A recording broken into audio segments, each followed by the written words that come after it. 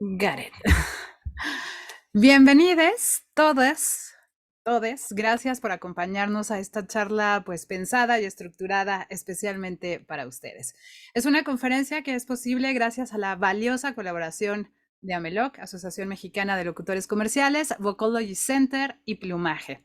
Soy Yopa Ponce, coordinadora del Departamento Académico de AMELOC, y en nombre de la asociación les agradezco mucho su compañía y sobre todo esta unión a esta charla. Agradezco muchísimo la confianza de Guillermo, Ontiveros y Plumaje por permitirnos ser parte de este evento y sobre todo a Vocology Center por compartirnos sus investigaciones y conocimientos sobre entrenamiento de transición vocal. Gracias, Guillermo. Gracias a ti y a todas las personas que se conectaron y que están súper interesadas en poder aprender sobre nuestro cuerpo, sobre cómo poder manejar nuestra voz. Gracias a Vocology Center, a Meloc, que gracias a ustedes se logró, y claro, también a Plumaje, Violeta Ibarra, César Chávez, cofundadores de Plumaje. Muchísimas gracias y bueno, iniciemos.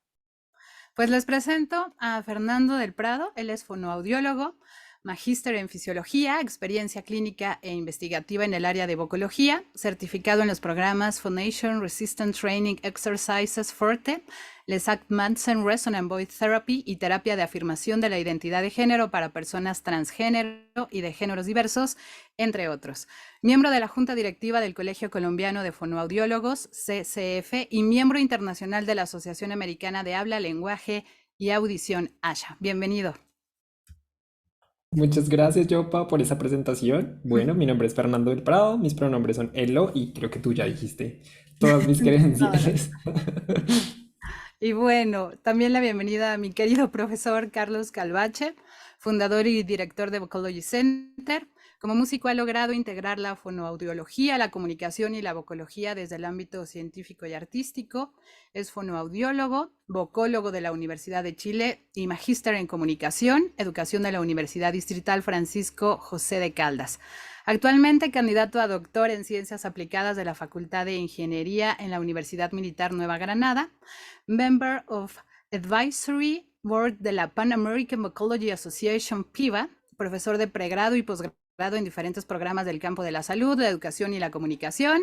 Además, cuenta con más de 12 años de experiencia en la práctica clínica relacionada con rehabilitación vocal y tratamiento de patologías laringeas y deficiencias en pliegues vocales, y ha entrenado a más de 3.500 personas en el campo de la voz profesional y la comunicación efectiva. ¿Qué más podemos decir? Muchas gracias, Carlos.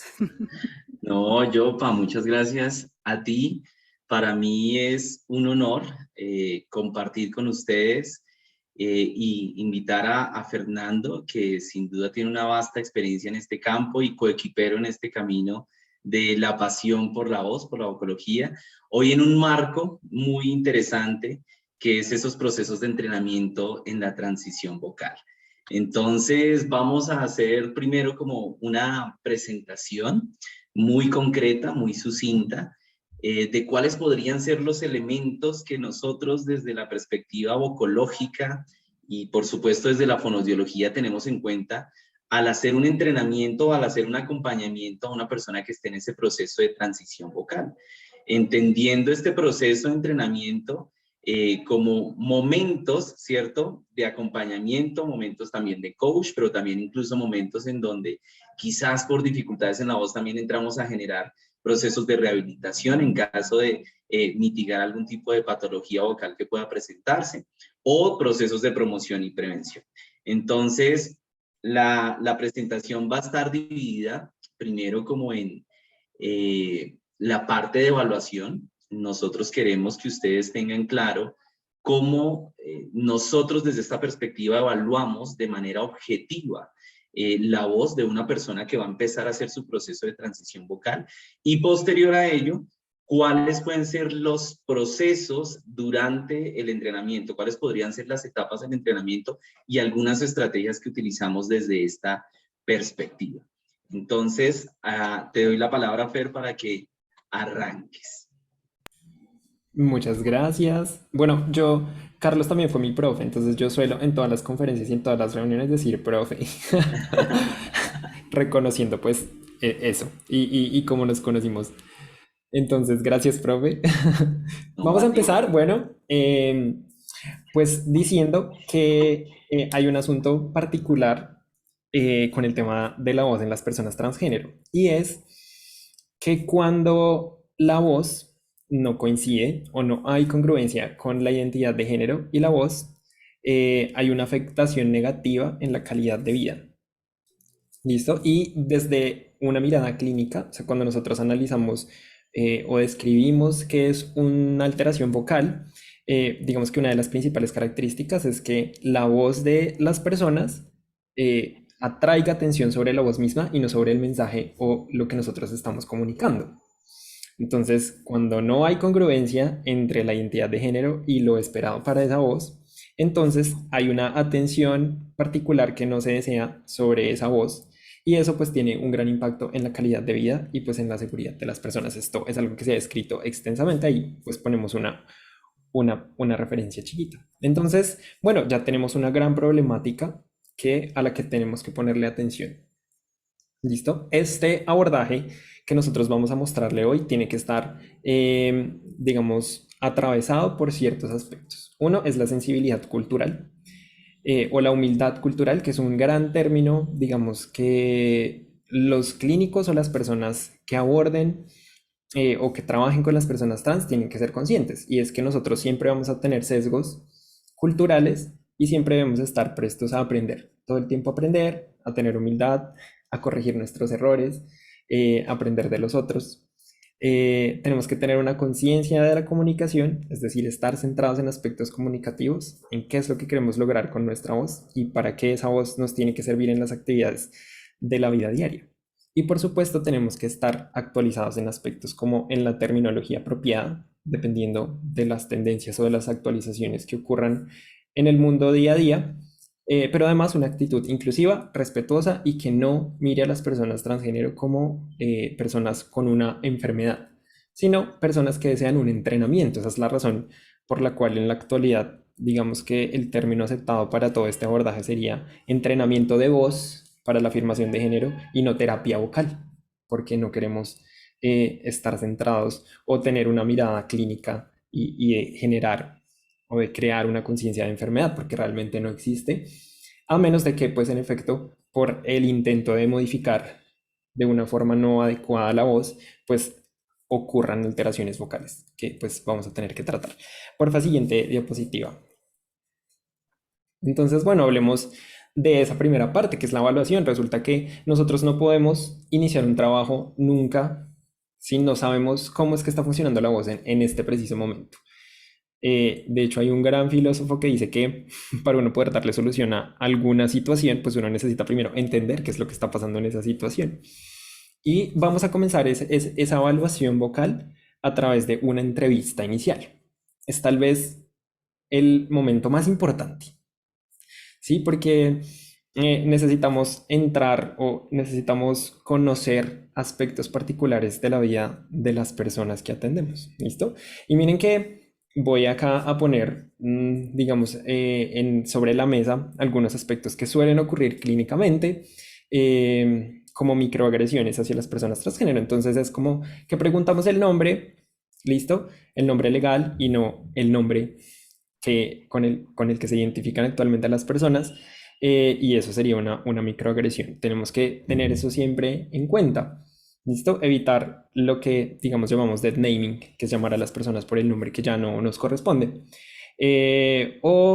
Hacer misgender, que es nombrar a las personas o asumir el género de las personas sin preguntar.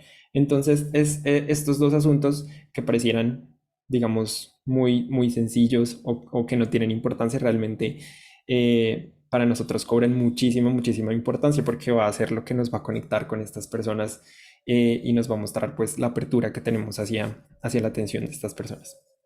Nosotros en esa entrevista inicial hacemos preguntas minuciosas sobre distintos aspectos que nos van a permitir entender pues cómo está la función vocal.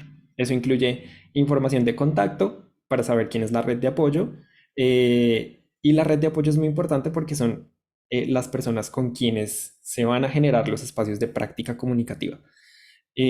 Las tareas que nosotros trabajamos dentro de las sesiones, eso ya lo va a contar un poco más en profundidad Carlos, siempre tienen que practicarse fuera del consultorio. Realmente en el consultorio pasan cosas que son muy controladas, pero la vida comunicativa o lo que pasa fuera del consultorio realmente es casi que impredecible y entonces necesitamos siempre ponerlo en práctica y para eso necesitamos una red de apoyo. Y nosotros tenemos que estar al tanto de quiénes son esas personas con las cuales se puede practicar.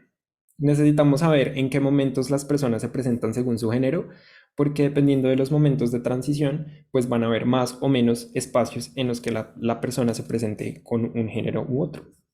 Necesitamos conocer aspectos médicos de la historia médica porque hay asuntos de salud que pueden afectar la función vocal.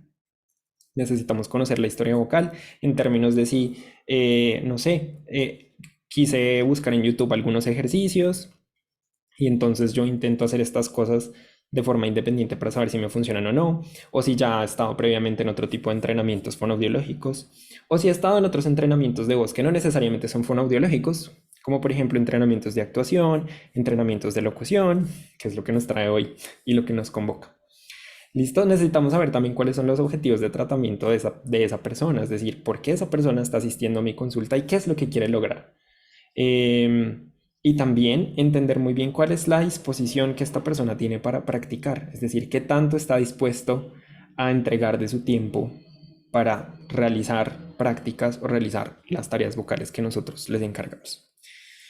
Siguiente diapositiva, por favor. Luego de que hacemos esas preguntas y esa entrevista minuciosa y esa conversación, digamos, extensa, nosotros vamos a aplicar algunas herramientas para poder entender más a profundidad qué es lo que está pasando y esto tal vez nos arroja unos datos que han sido validados, que la ciencia nos ha permitido llegar a conclusiones para que a partir de esos datos que nosotros recolectemos podamos definir una dirección de trabajo u otra dirección de trabajo. En cada persona esto es distinto y nosotros tenemos que individualizar los resultados de cada persona que encontremos. ¿Listo? Lo primero es un cuestionario de autopercepción. ¿Y eso qué quiere decir? Que las personas tienen que decirnos cómo se sienten y cómo su voz las hace sentir en los contextos de la vida diaria, en los contextos cotidianos. Digamos, yo acá traigo uno particular, que es el cuestionario de autoevaluación para la persona transgénero. Este cuestionario sirve para experiencias transfemeninas o experiencias transmasculinas. Hay otros cuestionarios que son un poco más extensos y más profundos y hay algunos que son o solamente para experiencias transfemeninas o solamente para experiencias transmasculinas y pues nosotros como vocólogos vamos a tener la opción de decidir cuál utilizamos y en qué momento. Pongo acá este que es como tal vez el más utilizado y el que más la ciencia nos ha reportado como datos. Y entonces tiene preguntas como por ejemplo, mi voz no me hace, siento que mi voz no es acorde a mi identidad de género. ¿Listo? Entonces aquí lo que nosotros estamos interpretando es cómo la persona siente que su voz está alineada o no con su identidad de género. Luego de esto nosotros utilizamos el oído como una forma de evaluar la voz. Hay una gran colega nuestra en Colombia que dice que utilizamos el oidómetro, es decir, que utilizamos nuestro oído para medir qué tan alejada o qué tan cercana está esa voz de lo que la persona desea que esté. Y esto se conoce pues en fonoaudiología o en vocología como evaluación perceptual auditiva de la voz. En la evaluación perceptual auditiva de la voz lo que nosotros hacemos es tomar algunas muestras, unas grabaciones de la voz de la persona y a partir de eso realizar unos juicios auditivos de cómo esa voz suena en términos de, por ejemplo, qué tanto aire se le escucha a esa voz, qué tan aguda es esa voz, qué tan grave puede ser, qué tan fuerte o qué tan suave suena. ¿Listo? Y esto es muy importante porque hay algunas cosas de la forma en la que se percibe la voz que nos dan una percepción, digamos, de feminidad o una percepción de masculinidad o una percepción que puede estar como en una zona intermedia, porque pues hay algunas personas que desean estar más bien en esa zona intermedia. Posterior a eso podemos aplicar algunas pruebas, digamos, más precisas con tecnologías avanzadas que nos permiten describir los procesos de producción de voz. Yo acá pongo solamente un ejemplo porque es tal vez el más utilizado en la clínica, que es el análisis acústico.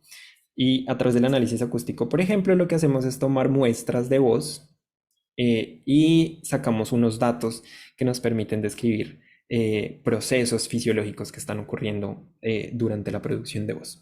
Esto con datos objetivos, es decir, nosotros medimos esa voz, sacamos unos numeritos y esos numeritos nos dan información de qué tanto se va hacia un lado o hacia el otro del espectro de género. Y en algunos casos, aunque no siempre es necesario, especialmente digamos, en el trabajo con personas transgénero, no deseamos ver la laringe, es decir, que queremos observar directamente cómo están los pliegues vocales y cómo se mueven. ¿Listo? Digo que no siempre, pues porque estamos entendiendo que no todas las personas transgénero tienen una situación o, digamos, una enfermedad que esté alterando su voz. Sin embargo, como les conté al principio, algunos por un intento de cambiar forzosamente la voz pueden desarrollar alteraciones y entonces en ese caso es importante ver la laringe. Y otra situación importante en la que queremos ver siempre la laringe es cuando hay una cirugía que generó pues modificaciones en las estructuras laringeas para cambiar asuntos de producción vocal. Ahí queremos ver cómo está la laringe, pues, primordialmente después de la cirugía para saber cómo es que vamos a empezar a trabajar. Después de eso, pues empieza el tratamiento y entonces te doy la palabra, profe, para que continúes. Profe, estás muteado. Hola, 1, 2, 3, ya, perdón. Miren lo importante que es tener un punto de partida con una evaluación, ¿cierto? Que permita la objetividad. Fernando nos ha hablado de un proceso que definitivamente no se puede saltar. Y es muy importante porque esa es la diferencia en tener un acompañamiento en este proceso de transición de una manera profesional y objetiva a hacerlo de una manera propia. Muchas personas que están en un proceso de transición vocal hacia agudo o hacia grave, masculino o femenino, por pura intuición empiezan o a agudizar el tono o a agravar el tono con un desconocimiento de realmente cuál es la capacidad que tiene mi estructura como tal. La laringe finalmente es una estructura que tiene unos cartílagos, que tiene unos músculos y que como cualquier otra estructura puede ser entrenada. Entonces de ahí la importancia de una evaluación vocal. El entrenamiento, el acompañamiento va a ser indirecto o directo. Indirecto en el sentido de que nosotros vamos a dar diferentes guías relacionadas con cómo debe ser la voz para que tenga un autocuidado, para que al generar cambios en el entorno esta persona igual conserve su salud vocal, porque es obvio que estamos en contra de una anatomía fija, ¿cierto? Una estructura que está determinada para unas características biomecánicas específicas. La transición vocal involucrará que esas características mecánicas de la laringe ahora vayan a ser diferentes.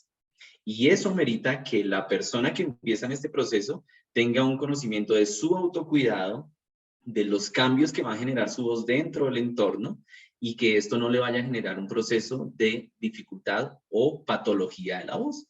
Se ha sabido también de muchas personas que lo han hecho de una manera quizás autodidacta, intuitiva, y después de un buen tiempo terminan con algún tipo de patología vocal, funcional o estructural. Bien, y del otro lado pues tendríamos ya como tal una intervención o una atención, ¿cierto? Directa, en donde nosotros aplicamos ejercicios, técnicas y estrategias puntualmente que llevan a hacer ese proceso de transición vocal. Vamos a hablar específicamente de ese proceso directo. La afirmación de género definitivamente tiene que ir en coherencia con una identidad vocal. Por eso es muy valioso lo que nos mencionaba Fernando, especialmente en ese punto de partida de una autopercepción de su voz, ¿sí? ¿Qué quiero comunicar con mi voz? ¿Qué quiero trabajar con mi voz? ¿Qué quiero que el otro perciba de mi voz?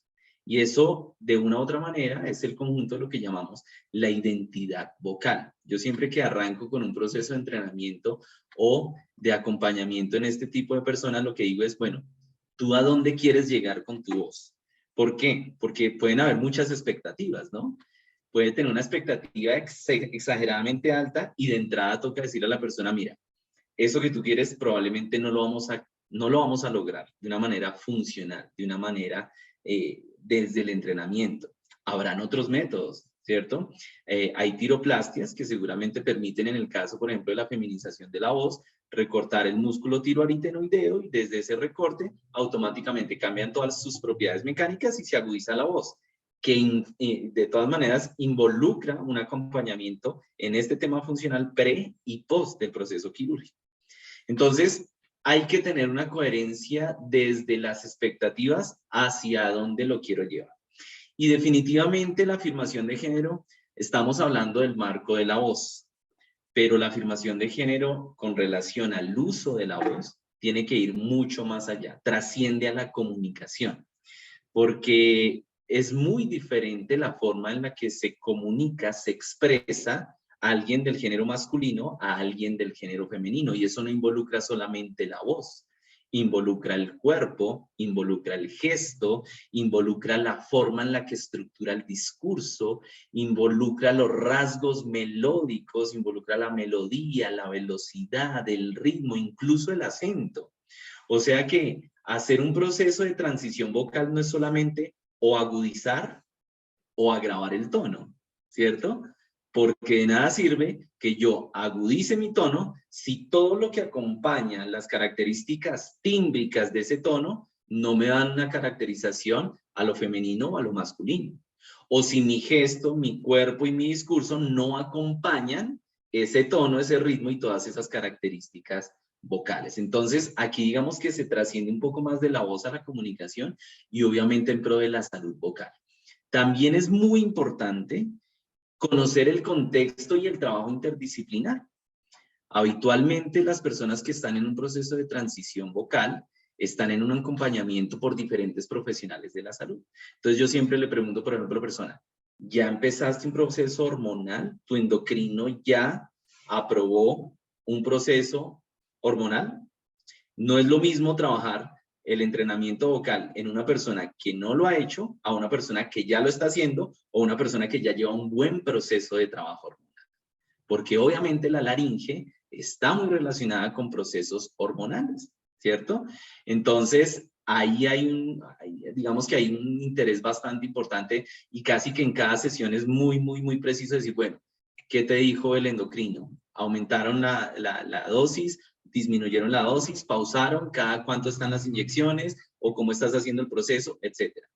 El acompañamiento con otros profesionales también, como el laringólogo, en caso de que haya un proceso, por ejemplo, quirúrgico, ¿cierto? De una tiroplastia, o un acompañamiento proceso que tengan desde esta línea. Y por supuesto, siempre el apoyo desde psicología y desde psiquiatría. Aquí en Bogotá puntualmente hay una fundación, se llama Liberarte.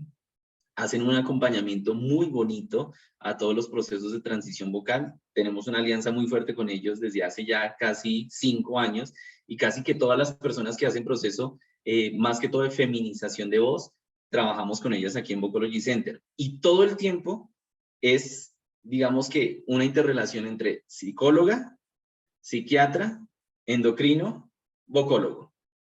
¿Sí? Entonces hay una llamadita por parte de la psicóloga, mira, Carlos, trabajé esto, esta semana hubo tales aspectos emocionales, es importante que miremos eso también, cómo nos va a perjudicar en la voz, listo, pan. Vocología, mira, no hemos logrado los objetivos que queremos y eso causó un bajonazo. Trabájalo tú, por favor, con este acompañamiento desde allá. Y es muy importante porque definitivamente se genera un equipo interdisciplinar que respalda el proceso, que respalda el acompañamiento. Rápidamente yo les voy a contar cuál sería el proceso de cambio vocal desde una perspectiva fisiológica. Digo fisiológica porque lo que estamos generando aquí desde este proceso es un entrenamiento en la voz. Es decir, estamos jugando quizás con una laringe que tiene unas características anatómicas, estructurales, biomecánicas masculinas y que quiere lograr un sonido femenino.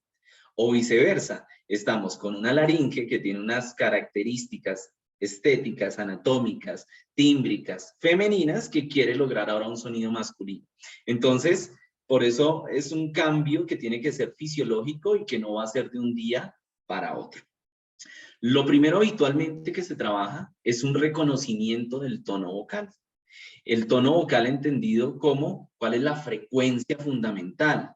si lo quisiéramos llamar desde el aspecto musical, pues cuál es su nota musical, ¿cierto? ¿Cuál es su sonido base? La mayoría, por ejemplo, de las voces masculinas están entre un la, dos, ¿cierto? Por ahí se mueve como esa base fundamental, mientras que las voces femeninas están por allá arriba, una octava más arriba en un la 3. Entonces uno analiza, mire, esta persona que ya está en un proceso, por ejemplo, de feminización, no está en un la, porque ya no está hablando acá, yo más o menos soy un sol la, ¿cierto? Sino que está haciendo esto. Entonces habitualmente ella por intuición está queriendo lograr esta voz y está haciendo un proceso agudo y está ya no en un la, sino está de pronto por allá en un re, pero no está ni en un rango masculino ni en un rango femenino, ¿sí? Otras personas están en un rango que no se han atrevido a explorar.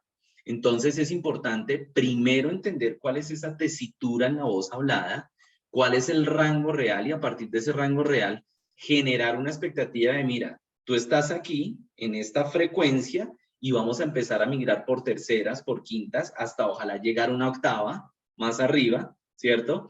En un proceso de cambio del tono vocal. Pero este cambio del tono vocal tiene que ir ligado, muy ligadito, de otro elemento que es el registro vocal, es decir, la cantidad de masa que tiene el pliegue vocal. Los pliegues vocales vibran a partir de una frecuencia y esa frecuencia va a depender de la cantidad de masa que tenga el músculo del pliegue vocal y sus respectivas capas.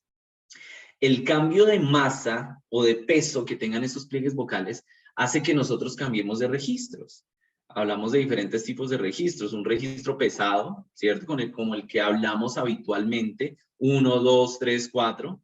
Un registro quizás un poco más ligero, 1, 2, 3, 4, en donde quizás se percibe que hay disminución de masa, la voz pierde peso, ¿cierto? Y por lo tanto puedo lograr tonos más agudos. O un registro más arriba de falsete. Hola, 1, 2, 3, 4. En donde las masas de los pliegues vocales perdieron totalmente su ancho, se elongaron mucho y me permite lograr otros tonos agudos. Pero aquí lo que hay que trabajar un poco, sobre todo en los procesos de feminización y de hecho también de masculinidad, y es la mixtura. ¿Qué es esa mixtura? La mixtura es en la que los pliegues vocales no están ni muy pesados, ni tampoco muy livianos, están en un registro promedio. La mixtura, sobre todo en procesos de cambio vocal fisiológico, encontrarla es muy importante en la voz hablada. Y es uno de los mayores retos a los que se enfrentan las personas que asumen este proceso de transición vocal.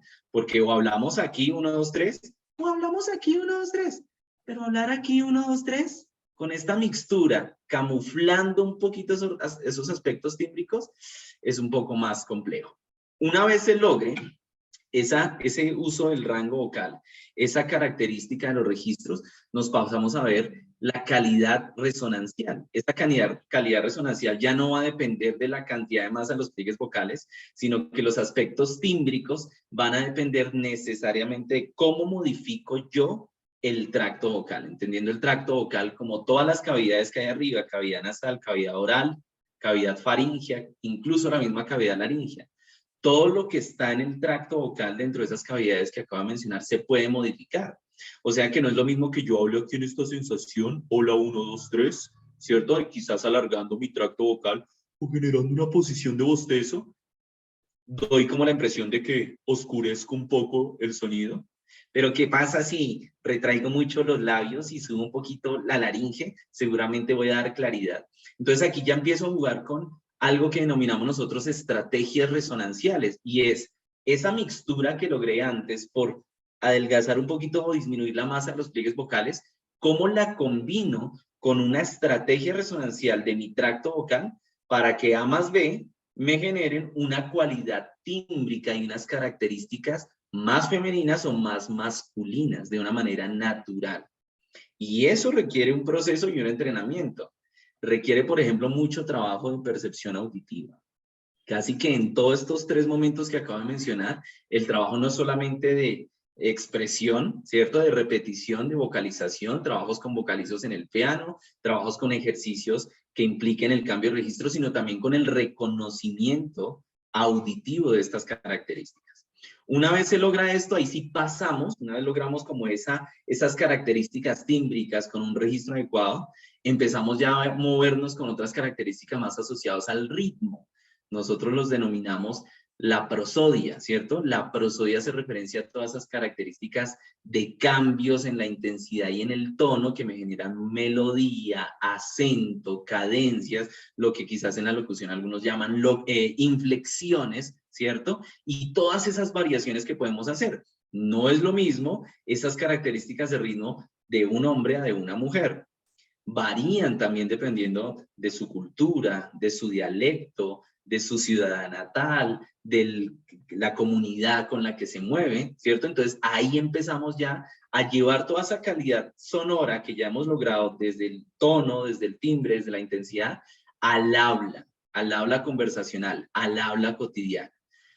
También nos movemos entonces con características ya de la velocidad. Estas características de la velocidad van a estar en relación con la personalidad. Cada uno de nosotros, independientemente de si usa un tono o una voz masculina o femenina, tiene unas características de personalidad, ¿cierto? Está el que es más serio, está el que es más extrovertido, está el que es más tímido, está el que tiene otro tipo de características más así como que analizo y más bien me callo, ¿cierto? Entonces, la voz no puede ir ajena al proceso de personalidad, a la emoción y al manejo de la respiración. Aquí se trabaja mucho la relación entre emoción, respiración, personalidad, ¿sí? Y pasamos a esos elementos que nos dan una relación entre la intensidad, el registro y las características tímbricas. Quizás desde estas características ya emocionales. No es lo mismo reírme, ¿cierto?, que llorar. E incluso si estoy haciendo un proceso de transición vocal, pues el tono de mi llanto, el tono de mi risa, también tendrían que cambiar. Y eso es una emoción, o sea que yo también tengo que jugar con un proceso emocional corporal en donde la voz tenga una coherencia con esas emociones. Entonces empezamos a también a correlacionar todos estos elementos con la emoción. Y ya digamos que en un momento un poco más avanzado, donde hemos logrado todo este proceso de transición, ya vamos hacia la comunicación no verbal, en donde el uso de esta voz nueva, con unas nuevas características, con una nueva calidad resonancial, con un nuevo rango vocal, le imprimo ya yo el acompañamiento de los gestos, del lenguaje corporal, ¿cierto? La sonrisa femenina no es la misma sonrisa masculina. La forma de expresar en el cuerpo de una u otra manera también ayuda al acompañamiento de la voz. Entonces empezamos ahora a hacer ahí ese match entre gesto, cuerpo, voz.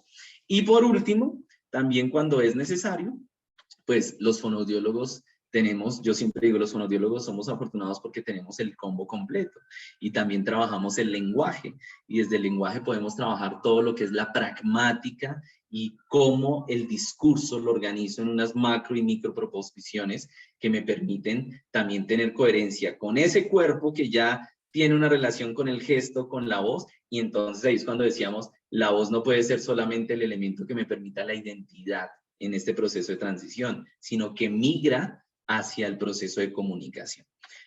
Esto que les acabo de mencionar suena rápido, ¿cierto? Y suena fácil, y suena en un paso a paso que dice uno, wow, o sea que en poco tiempo yo podría tener un cambio en mi voz. Sí y no. Ahorita les voy a mostrar un caso de más o menos 5 o 6 meses, no, 7 meses ya, en donde ha logrado muchas cosas muy buenas. ¿De qué depende? Pues no solamente del acompañamiento, sino también de la persona que hace este proceso.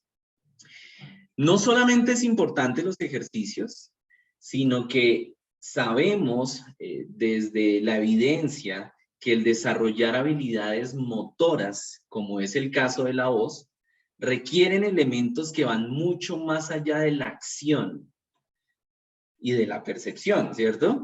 Requiere elementos que necesitan una modificación de la cognición y del comportamiento. O sea que hablar agudo o hablar grave o hacer un personaje o utilizar la voz de una u otra manera no implica solamente un acto motor, sino que implica un acto cognitivo, y desde ese acto cognitivo hay otros elementos como la atención, como la memoria, como la percepción, como la motivación, que influyen en la forma en la que yo llevo todos esos procesos a mi vida real. Porque hacer una voz aguda yo creo que todos la podemos hacer. Hola, 1, 2, 3. O hacer una voz grave también la podemos hacer. Hola, 1, 2, 3. Pero ¿cómo llevo eso a mi vida real? Ahí es donde está el gran reto. Los ejercicios los podemos hacer todos los días. Yo les digo siempre a las personas que acompaño, yo te grabo la secuencia en el celular y te la llevas en el piano. Y repites como lorito y subes y bajas y haces el ejercicio y chévere. Pero la vida real no es ahí, ¿cierto? La vida real es cuando estoy con mis amigos, con mis amigas, con mis amigues. La vida real es cuando estoy en el karaoke. La vida real es cuando estoy en mi trabajo. La vida real es cuando estoy haciendo locución. Y ahí no estoy con la escalita o haciendo mini. No, estoy en la vida real. Y eso involucra otros elementos que tienen un corte ya no motor ni sensorial, sino cognitivo. Bien, y ahí entran muchas herramientas que nosotros pues quizás hemos avanzado, ¿cierto? Desde el coaching, una de ellas la escucha activa. Hay que trabajar sí o sí en que la persona en que está haciendo este proceso de transición vocal desarrolle una real capacidad de escucharse y de escuchar a otros, ¿cierto? De forma respetuosa, sensible y generando también ajustes en su propia voz. Yo siempre, por ejemplo, a las personas que acompañan les digo, bueno, de todas las voces femeninas que me trajiste hoy, porque los pongo a traerse voces, ¿a cuál es la que más te quieres parecer? Me dicen, no, en esta, porque en esta tiene esto. Para mí eso es escucha activa. Esta tiene un poquito de soplo, chévere. Esta tiene como más brillo, en cambio esta es un poco más opaca. ¿Y por qué se verá eso? No, pues se nota que ella abre mucho más la boca, ella habla como más entre los dientes. Eso es escuchar, sentir y percibir otros elementos que nos los da un entrenamiento de repetir, ¿cierto? La perfilación, ¿a qué hace referencia la perfilación? A que, oiga, ¿a qué quiero sonar desde mi emoción? Y cómo suena el otro desde la emoción, ¿cierto? Si yo estoy en un proceso de transición, tengo que jugar también en la transición de que esa voz sea coherente con mis emociones y no que mi voz está muy aguda en mi proceso de feminización solamente cuando estoy feliz. Pero cuando estoy brava, mi voz se vuelve acá. Entonces, ¿qué pasó? ¿Cierto? Tengo que empezar a mejorar esos elementos, lenguaje corporal, emoción, entre otras cosas. Otro tipo de estrategias, definitivamente esto involucra un cambio de hábitos. ¿Por qué un cambio de hábitos? Porque fíjense que nosotros en el día a día, el habla es como cuando aprendemos a caminar.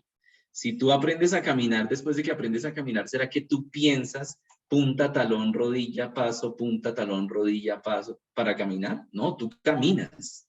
Cuando tú aprendes a montar bicicleta, no estás pensando pedal 1, pedal 2, mano 1, no, andas, ¿cierto? Cuando tú empiezas a hablar, tú no estás diciendo respiración, fonación, proyección, agudo, registro, apoyo, no, tú estás diciendo hola, ¿cómo estás? Y ese hola, ¿cómo estás? Tiene que salir de una manera natural. Entonces, tenemos que llevar estos procesos de entrenamiento a estrategias cognitivas que nos generen cambios de hábitos.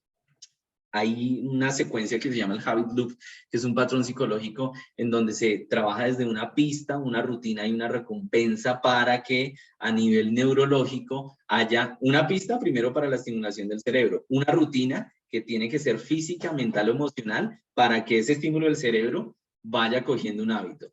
Y al final una recompensa, ¿para qué una recompensa? Para que ayude al cerebro a saber si vale la pena memorizar o no eso. Y ahí se empieza a generar un ciclo. No voy a entrar aquí en detalles de los procesos que hacemos a nivel de acompañamiento de hábitos, pero sí existen muchas estrategias que van a depender, por ejemplo, de qué memoria de acceso tengo para utilizar esa voz. Hay personas que piensan más desde el elemento mecánico y entonces muchos dicen, bueno, para hacer una voz femenina entonces yo tengo que elevar un poquito mi laringe. Listo, ya Carlos me enseñó cómo elevar la laringe. Ahora tengo que acortar mi tracto vocal. Listo, Carlos me enseñó cómo acortar mi tracto vocal. Ahora hablo en tono más agudo. Entonces, hola. Y para decir ese hola tuvo que haber hecho una cantidad de procesamiento, ¿cierto? A diferencia de que yo le diga a la persona, mira, cada vez que vayas a empezar a hablar en un contexto en el que quieras agudizar tu voz, quiero que recuerdes el sonido de una chivita. Pero no tan agudo. hazlo un poquito más pesadito, más fuerte. Hola, hola, hola, ya. Y esa sola activación hizo que ese sonido quizás la llevara a ella adentro de un contexto a desempeñarse de forma rápida, efectiva, con la voz que quiere lograr. ¿Bien? Y no como una serie consecutiva de tareas o de técnica. Esto, digamos, que nos lleva a reevaluar un poquito este concepto de técnica vocal. Y ya para cerrar, el uso de la tecnología también es muy importante y acudimos mucho al uso de la tecnología para este tipo de entrenamientos. Procesos como, por ejemplo, bajar aplicaciones que nos ayudan a hacer un monitoreo del pitch. Ya hay aplicaciones que te permiten, después de leer un texto, decir si estás en el rango masculino o en el rango femenino, o hay aplicaciones que te permiten con un color saber qué tanto brillo o qué tan opaco suena tu voz, etcétera. Bien, entonces nos acompañamos mucho de procesos de tecnología para que a diario esa sensopercepción en el uso de la voz pues sea más efectiva. Y para cerrar, quiero mostrarles, a ver, comparto el audio. Quiero mostrarles una voz. Invité a Simona, pero lastimosamente no pudo estar hoy. Es una de las personas que en estos momentos estoy haciendo su acompañamiento de transición vocal. Pero quiero mostrarles el cambio que tuvo Simona con relación a cuándo empezó y a cómo va actualmente en ese proceso, porque estamos actualmente todavía trabajando. Permítanme, voy a abrir estos. Listo. Y denme 2 segundos, ahora abro estos. Y agosto. Esto los tomé la semanita pasada precisamente pensando en compartir con ustedes esto. Ah, pero no les estoy compartiendo pantalla, ¿cierto? No. Perdón. Perdón. A ver, ahí sí están viendo mi pantalla. ¿La ven? ¿Me confirman? Ahora sí. Listo. Entonces, miren, en diciembre del año pasado, el rango vocal de Simona. Esta es mi casa. Vemos una frecuencia de 122 hercios. La frecuencia masculina habitualmente uno la ve entre 90, 140, a veces incluso hasta 150 hercios, es decir, está en un promedio de tono o rango de gravedad en lo masculino, ¿cierto? Y tiene unas características muy particulares que no voy a entrar a analizar en este momento. Voy a comparar esta misma, mírenlo, escúchenlo. Esta es mi casa. Con esta, que sería la de la semana pasada, lo que hemos logrado. Esta es mi casa. Esta es mi casa. Ya obviamente aumentó el rango vocal, está en 263, pero si ustedes perciben, el registro también cambió, ¿bien? Entre otras cualidades tímbricas. Solo quiero que nos guiemos en lo perceptual, porque obviamente no vamos a tocar aquí temas acústicos que nos pudieran confundir. Otro sonido, no, quiero que comparemos el habla conversacional. Feliz cumpleaños a ti. Feliz cumpleaños a ti. No, feliz cumpleaños. Lo siento, es que hace rato no canto cumpleaños. Es como, que los cumplas feliz, que los vuelva a cumplir, que los siga cumpliendo hasta el año 10.000. Bien, ese fue su primer día de evaluación. Déjenme ver si tengo el mismo cumpleaños. Ok. No, este es el habla, pero ahorita les quiero mostrar el habla. Creo que aquí tengo el cumpleaños. Feliz cumpleaños. Bueno, happy birthday to you. Happy birthday to you. Happy birthday. Carlos. Ush, ya no pude subir. No, es difícil subir en esa. Happy birthday to you. Pero quiero mostrarles. Simona siempre se cortan en la misma sílaba de la frase. Ahora en la voz hablada. Feliz No, está la voz cantada. Permítame, les pongo la voz hablada, que sería esta. Esta mañana me levanté madrugada a hacer un café, jugar Xbox y prepararme para el trabajo. Cuando empecé a trabajar no he parado de tener reuniones hoy. Tuve problemas de internet, pero afortunadamente los resolví antes de la reunión. Y después de eso me alisté para venir a Vocology Center. Quiero que se fijen no solamente en eso, en lo que vamos a poner ahora, sino en la prosodia, que ya la estamos trabajando, una prosodia que tiene unas características rítmicas más diferentes. Ok, sabía que esta pregunta venía. Entonces, hoy hice algo diferente. Eh, me levanté a las 4:50 de la mañana, me bañé y me alisté y después me tomé un café, como siempre. Pero hoy trabajé temprano desde las 6:30 y empecé a trabajar en la lista de cosas que tenía que hacer durante el día y después hice el desayuno después de como una hora de trabajar. No sé si... ¿Más? No sé. Ahí en el no sé, si se dieron cuenta en la risa final, se delató un poco, ¿no? Ahí estamos trabajando ya otros elementos que tienen que ver más con onomatopeya, risa espontánea, bueno, todo el camino que ya les he mencionado. Este camino pudiera ser largo y ancho como se quisiera, ¿no? Porque pudiéramos hablar aquí 1000 cosas acerca del proceso. Pero considero que con esto ya tenemos un panorama más amplio de en qué consiste el trabajo vocológico, fonoaudiológico, desde la parte de evaluación, desde la parte del acompañamiento, desde el proceso, desde la humildad cultural que se tiene que tener, desde el habla, desde la comunicación, desde el cuerpo, y si se dan cuenta, esto es un todo, ¿no? Va más allá de la voz.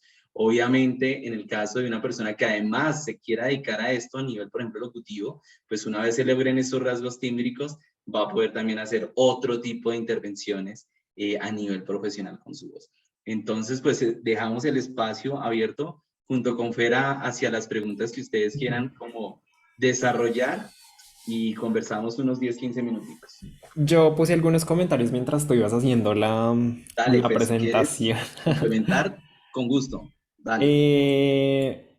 Bueno, lo primero que dije fue que, digamos que tú hacías hincapié sobre el momento en el que se ponía en práctica, o sea, no es solamente lo que ocurre en la sesión. Digamos, algo que yo siempre les digo a las personas que vienen a mi consulta es, mira, tú vas a hablar todos los días al menos una cosa. Cada vez que abras la boca para hablar es una oportunidad de que practiques lo que vimos. Y conectando eso con mi siguiente comentario, que tú también lo dijiste, o sea, no tiene sentido que entrenemos una secuencia biomecánica, es decir, ay, tengo que mover la laringe, tengo que sacar la lengua, tengo que abrir la boca. Entonces, por eso es tan importante para nosotros pedirles voces con las cuales se identifiquen o voces como quisieran llegar a sonar, porque a veces ponerle esa etiqueta de la voz como o de la voz que me gusta, de la voz de esta actriz o de la voz de este actor, es mucho más fácil para nuestro cerebro que pensar en, tengo que mover ciertas partes de mi cuerpo para lograr cierto producto sonoro. Entonces, digamos que es útil siempre, digamos, pensarla como un todo, pensar la voz como un todo, como ya has hecho hincapié a lo largo de la presentación, más que como pedacitos que a lo largo de pues, ese proceso terapéutico se hacen uno solo. Tenemos algunas preguntas también mientras tú escribías, mientras tú exponías. Y la primera es, si me operaron de las amígdalas y que utilizaron los cornetes nasales de pequeña, ¿puede eso afectar en mi cambio de voz? ¿Quieres responder o quieres que yo responda? Como quieras. Bueno, realmente no. O sea, claro, las amígdalas y los cornetes hacen parte del tracto vocal, hacen parte de zonas por donde fluiría el aire o el sonido que finalmente es el producto vocal, pero eso no determinaría el éxito de cambio del cambio vocal o del producto vocal que queremos llegar. Finalmente hay otros aspectos biomecánicos de la laringe y del tracto vocal, como tú lo mencionaste, que se pueden cambiar para lograr ese producto vocal que se desea. Entonces, no, si fueron operadas desde pequeños de las amígdalas y de los cornetes, no es un impedimento para lograr la voz que deseamos. Bueno, la siguiente pregunta está por acá. Dice, bueno, esto es más como un comentario. Dice, hola, tengo 3 años en mi transición y no he podido encontrar mi voz. Ahí termina el comentario. Ya. ¿Qué dirías? Bueno, yo creo que sí lo has encontrado. Lo que pasa es que no has sido consciente de. Es decir, la voz no porque mi voz no sea aguda, no quiere decir que no la he encontrado, ¿sí? De hecho, estoy seguro que muchos de los elementos que hacen con tu voz hacen que te generen una identidad a lo que llevas hoy. Lo que sí es cierto es que hay que empezar seguramente un proceso de acompañamiento desde los momentos y las etapas que te acabamos de presentar. Es importante saber el punto de partida, la evaluación. Miren, si no hay una evaluación oportuna, objetiva, instrumentada y no instrumentada de estos procesos, pues va a ser muy complicado saber cómo has evolucionado en tu transición vocal. Es decir, la evaluación no solamente para saber qué tenemos, qué contamos y hacia dónde vamos, sino también como los que les acabo de mostrar, para medirnos y compararnos y ver la evolución en el transcurso del tiempo. No es lo mismo que tú te midas hoy a que te vayas midiendo un mes a 3 años y que tú compares. Cuando yo le mostré, por ejemplo, a Simona el audio de diciembre, lloró de la emoción y lloró la felicidad al escucharse y también ver, no solamente en la percepción auditiva, sino contemplarse en el proceso en el que va, pues es un proceso muy bonito, es un proceso muy bonito que genera una reafirmación del género, que genera una autoconfianza, que genera reafirmación de procesos emocionales, que genera una cantidad de cosas, aceptación, 1000 cosas, ¿bien? Entonces la invitación es a que empieces a hacer el proceso quizás de una manera más objetiva y con un paso a paso más meticuloso y seguramente lo vas a poder lograr. Sí, yo pienso lo mismo. Finalmente es hacer explícito eso que está implícito, que creo que es lo que ocurre dentro de las sesiones. Que bueno, esto es otro asunto importante. Nosotros acompañamos, realmente nosotros casi nunca en ninguna de nuestras sesiones estamos dictaminando hacia dónde es que tiene que ir la persona, sino que estamos permitiéndole a esta persona definir el camino y llegar a esa voz deseada. Entonces, es hacer en la sesión explícita esa voz que me gustaría, qué características tendría esa voz a la que me gustaría llegar. Y lo que hacemos nosotros es simplemente guiar sobre las formas y los cómo para llegar a esa voz de una forma adecuada. Lynn nos pregunta en el chat, ¿qué cuidados permanentes deben tenerse para también cuidar las cuerdas vocales? Bueno, ahí podríamos ampliar o abrir otro capítulo, ¿cierto?, de salud vocal, pero rápidamente, digamos que el cuidado de más que los pliegues vocales, en una salud vocal depende de 3 elementos. El primero, de cuidar, disminuir o no aumentar más bien el estrés de impacto de los pliegues vocales. ¿Y cómo? Disminuyendo la intensidad, teniendo un control perceptual de la intensidad y de la forma en la que tengo hábitos que puedan perjudicar ese estrés de impacto, cambios en los registros, cambios en la frecuencia de manera abrupta, entre otros. Es decir, cuidar ese choque que tiene de fondo una gran cantidad de elementos. El segundo, la hidratación. La hidratación no vista porque tenemos que hidratar y tomar agua y porque todo el mundo nos ha dicho que tenemos que hidratar y tomar agua para sernos saludables y sobre todo porque hace bien para la voz. De hecho, la voz o los pliegues vocales no tienen ningún tipo de contacto con el agua que ingerimos, ¿cierto? Por un proceso de glutorio, la epiglotis desciende y el alimento o todo lo que ingiramos se va hacia la parte posterior. Es simplemente porque la hidratación genera sistemáticamente, ¿cierto?, una real hidratación de todos los procesos. Y esa hidratación sistémica hace que todos los tejidos que hayan en el cuerpo, incluyendo los tejidos que cubren los pliegues vocales, pues estén hidratados. Y la hidratación en los pliegues vocales se convierte en algo que es la rigidez. Unos pliegues vocales deshidratados una persona que esté sistemáticamente deshidratado va a ser una persona que tiene los pliegues vocales con mayor rigidez porque disminuye su característica viscoelástica. La viscoelasticidad hace que los pliegues vocales vibren de manera fácil, ¿cierto? En cambio, unos pliegues vocales que estén deshidratados no están con esa propiedad viscoelástica, sino que están rígidos y por lo tanto son más propensos a sufrir lesiones. Y la tercera tiene que ver más con elementos que puedan repercutir de manera exógena a la laringe, como por ejemplo el reflujo gastroesofágico, ¿cierto? Ácidos gástricos o faringolaringeos que llegan y suben a quemar los pliegues vocales.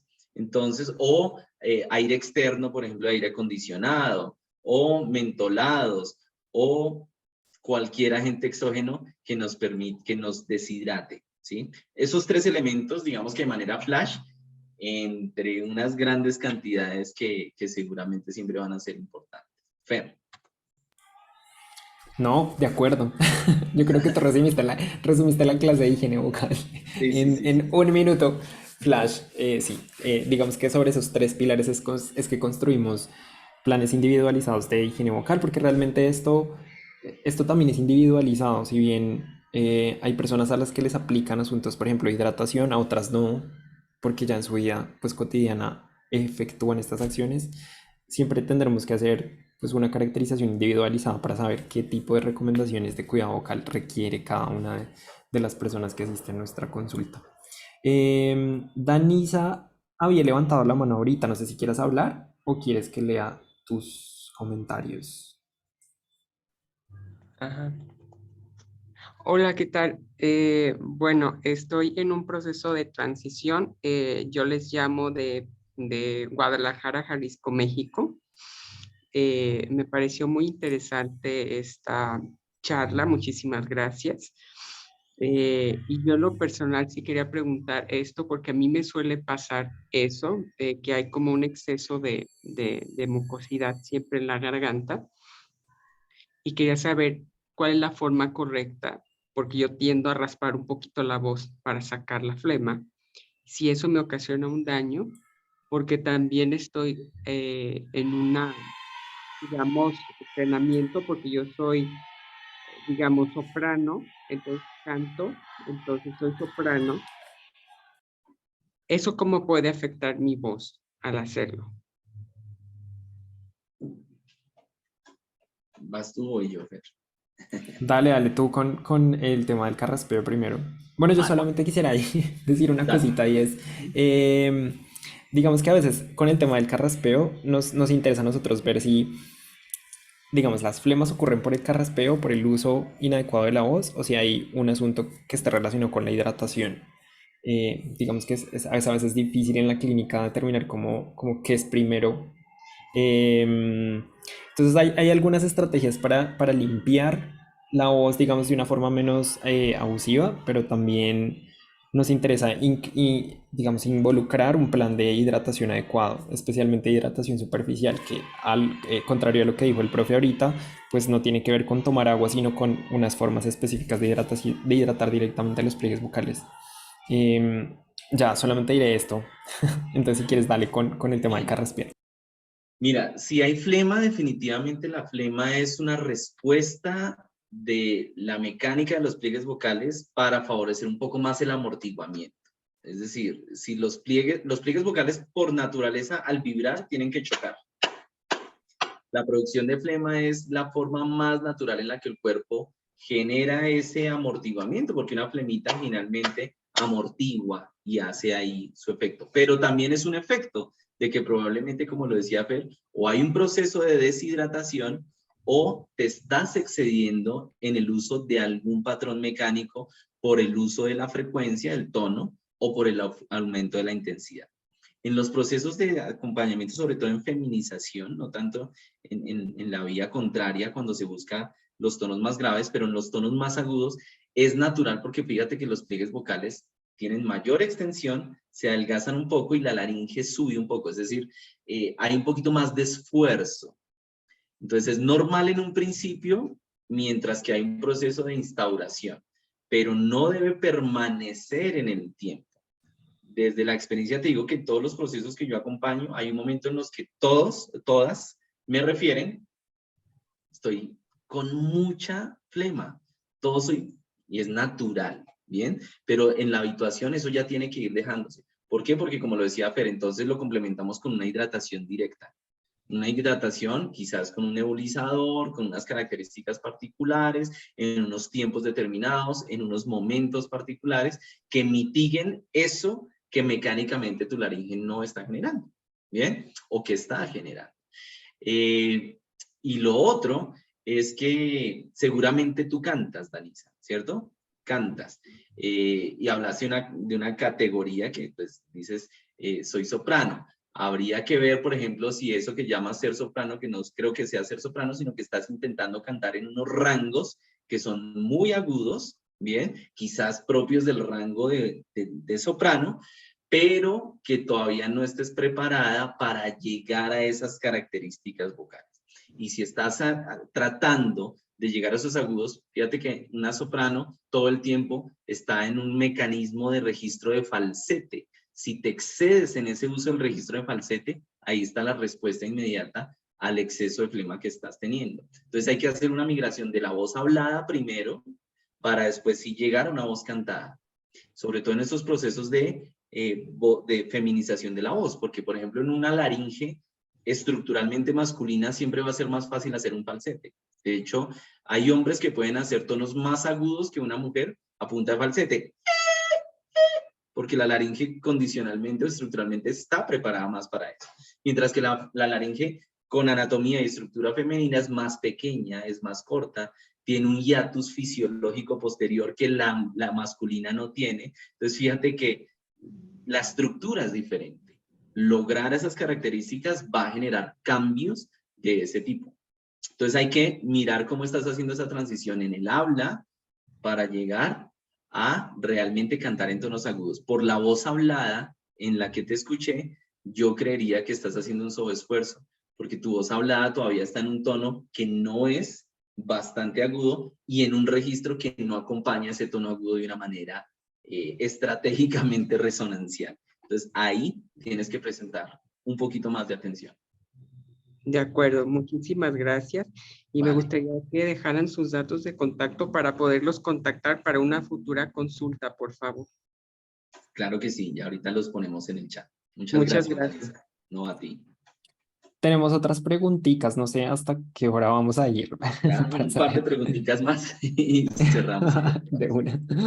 Entonces, Alex Landa nos pregunta, ¿hay algún momento en el que sea más o menos recomendable iniciar el proceso de transición vocal con respecto a la terapia hormonal? Dice, ¿antes o después de un año, por ejemplo? Good question. Ya, bueno, miren, ahorita, por ejemplo, tengo dos niñas, ¿bien? Una tiene 13, la otra tiene 16. Y son puntos muy, muy, muy definidos. Porque una transición vocal a los 13 años no es lo mismo que una transición vocal a los 30 años. ¿Bien? A los 13 años, por ejemplo, en el caso masculino hay un proceso hormonal y un proceso biomecánico propio de la pubertad que hace que haya un mayor engrosamiento del tiro aritenoideo. ¿Bien? Entonces, ahí es donde el niño, por ejemplo, todos recordemos, por ejemplo, la etapa de un niño adolescente cuando está con esos quiebres vocales, ¿cierto? Que es natural, es porque el músculo tiroaritenoideo, que es el músculo base del pliegue vocal, está adoptando la posición que va a quedar. Es decir, está aumentando el grosor y el cartílago tiroides, más conocido en el bajo mundo como la manzana de Adán, ¿cierto? Se está ensanchando. Entonces, empezar un proceso hormonal a los 13 años no es lo mismo que empezar un proceso hormonal a los 20 años o a los 30. Bien, todo proceso es completamente diferente.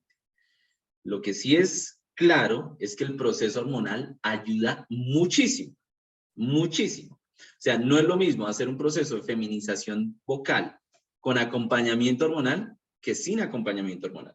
Es súper notorio. Es súper notorio, porque la hormona genera otro tipo de elementos, no necesariamente en el músculo, es decir, no es que usted empiece a inyectarse hormona o empiecen a recetarle hormona y el músculo se adelgazó, para nada. Pero sí hay una cantidad de procesos emocionales y la labilidad juega un papel muy importante. Bien, entonces, no hay un pre o un post.